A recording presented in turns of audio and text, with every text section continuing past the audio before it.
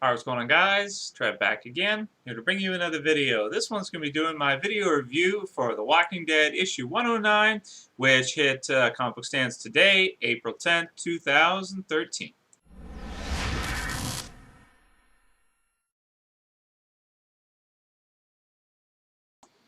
Alright, so The Walking Dead TV series, of course, has been killer this season. Love season 3, great finish and everything. Almost totally forgot about the comic book series, which has also been awesome. But obviously the difference is that when you're getting, 16 episodes of the TV series, so much happens, and then you get, the comic book series, and one issue, even if it's, 22 pages, 25 pages, whatever, is only going to contain so much story. That being said, I think Kirkman's done an amazing job with the series the last couple of years. It definitely hasn't dwindled down at all, and I think he's kept it really exciting and brought it into some new places that we haven't been in before. This place that it's kind of in at the moment is definitely a place that we haven't been at up to this time. We haven't had a storyline like this or a plotline like this all the way through The Walking Dead, which makes it even more interesting and exciting. This review will contain spoilers, by the way, so for any of you who have not read the issue or are worried about me ruining it, you may or may not want to watch this. So, just to recap what we've been going through the last few issues and story arc and everything.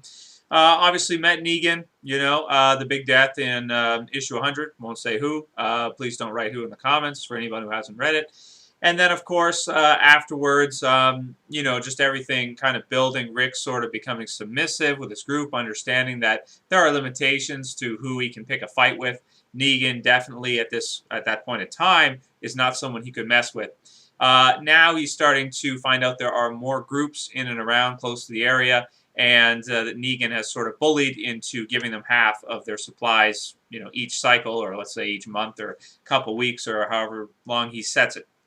However, of course, this is a problem. It can't last forever, and Rick knows this because supplies become even more rare as time goes on.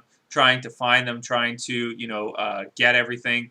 Eventually, it's going to become too scarce, and then sooner or later, shit's going to hit the fan. That being said, he knows that he has no other choice other than to mutiny, I guess you could say, or just create some kind of an uprising between the groups and try to fight back against Negan.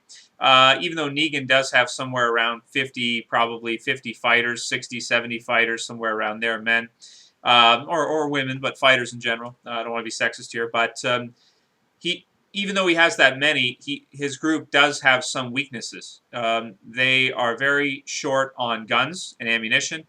They fight heavily hand-to-hand combat using hand-to-hand weapons, blunt objects, swords, bats, things of this nature, hand-to-hand combat.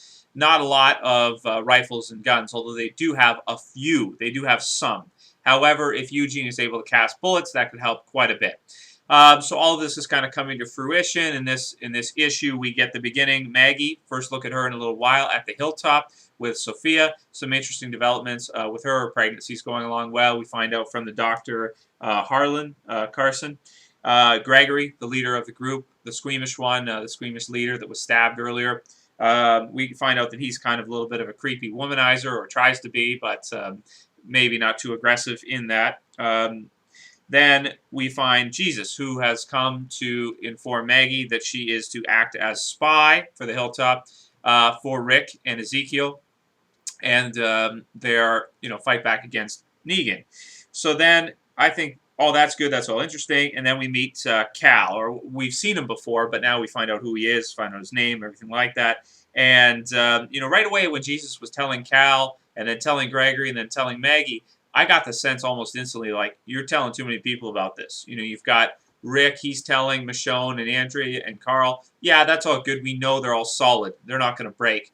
But this Cal guy, we don't know him, first of all. Second of all, we don't know how well Jesus, or we find out Jesus' real name is Paul. Wait, Paul? Yeah, I think so. We don't know how well Jesus knows this Cal. And, of course, by the end of the issue, we discover that just like you kind of would think as you're reading, too many people getting involved, telling too many people, Cal's gone on a run, and Jesus is just like, he's gone to tell Negan what's going on. Wow, very exciting. So, whew, Good stuff. So what's going to happen now? Dude, it's going to be nuts. I mean, Negan obviously is going to probably, now it's going to be like a race against the clock, because now that Cal's gone to tell Negan, or seemingly so, it seems that way, it probably is. Shit's going to hit the fan. Negan's going to come down, and we don't know if their resistance against him is going to be strong enough. I mean, Rick's got a few. We don't know how many men Ezekiel has, and the Hilltop doesn't have that many either. From what we've seen, maybe I don't know what, 5, 10 fighters, 5 fighters, something like that. But people in the Hilltop especially are terrified of Negan, absolutely terrified. And fear is stronger than love. Fear is stronger than love. So Cal, I mean, it makes sense that Cal would do that, because he's so scared of Negan. He knows it's not going to work. So it seems like he's gone off. I mean, there is a chance that maybe Jesus is misreading it. Maybe he has gone on a supply run and he hasn't said anything to Negan. But it sure seems like he's gone to tell Negan, and Jesus kind of knows it. Great artwork in the last page there, where you've got him and he's just like so stupid. Charlie Adler, definitely one of the best comic book artists in the industry to show emotion, I think. Especially in characters' faces and stuff like that. At this point, with all of his practice in The Walking Dead and everything, he can really show emotion really well in the characters, very detailed in their face and everything. It just brings it to life.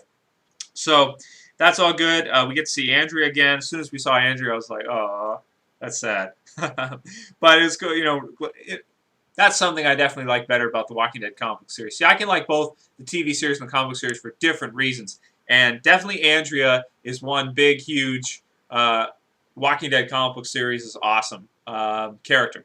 Because, she's so different and everything. And to see where she's at right now in the comic book series with Rick is, I think, is really cool. And the fact that we never got that in the TV series. So definitely that's something that really splits up both of those, and definitely makes the comic book series different enough to warrant people, even at the comic series, when the TV series catches up to this point, I can still see people saying, I like the comic book series version better, because this happens with these characters. This character, Andrea, is handled so well. She's developed, she changes, she evolves, she becomes a love interest for Rick. All these things happen with her that didn't happen in the TV series. So that's definitely something that I like a lot. Anyway, I don't want to get into too much of a, sort of a tangent there, but definitely that, just seeing the artwork of her is kind of a sad, just reading it and everything. But also at the same time, like, yeah, I love the comic book series in and of itself, and I like how they're different and different things about both. So you can like both series and different things about them both, and they really are a lot different, and probably are going to become even more different in the future. So she's glad Rick is back, and then Rick talks to Michonne. Michonne is pissed and tired, but obviously loyal to Rick. I don't think you have to worry about someone like Michonne. She's angry and all that, but she shows it. She doesn't hide it. Like Cal, that type of thing, you can see the fear, but then he hides it, that he's going to do something, or, these types of characters. A lot of times you don't have to worry about people that show their emotion right off the bat. If you can, like, Michonne will let Rick know. She's obviously she's not a traitor, even though she did hit him on the head with a rock before. But that was kind of him being out of line, kind of crazy. So she's not a traitor. She won't screw him over. She won't tattle on him or anything like that. But at the same time, she'll let him know she's kind of tired. And more, granted, she's been killing. I mean, the amount of Walker kills she has probably outnumbers anybody. I mean, it probably outnumbers Rick or anybody else. She's probably killed 10,000 Walkers at this point, or 5,000 at least. Like, some crazy kind of amount. So she's tired of fighting against people all the time. She just wants to live peacefully, but that's not going to happen, especially when we find out that Rick's group doesn't have the supplies to give to Negan, and they already are having trouble with this. So they're not going to be able to consistently get those supplies, get them to Negan all the time. It's going to be difficult. That's going to cause a lot of problems for the group. So they're going to have to fight back one way or another. And then we meet Earl, who's a blacksmith, kind of cool. Going to be making Maggie a knife to protect herself, so that's interesting. And then the big reveal at the end about Cal ratting. Man, going to be really exciting coming up. And the issue 111 cover, very cool. You got Negan on the front, he's smiling, and you got a knife there. So who's it going to be? Oh, somebody's going to pay if he gets there in time before they can sort of all meet up and get ready for this this mutiny against him. Have to think that probably people that are in danger would be Jesus coming forward. He's got to be in danger, even though he's a cool character. I think he could potentially be killed by Negan.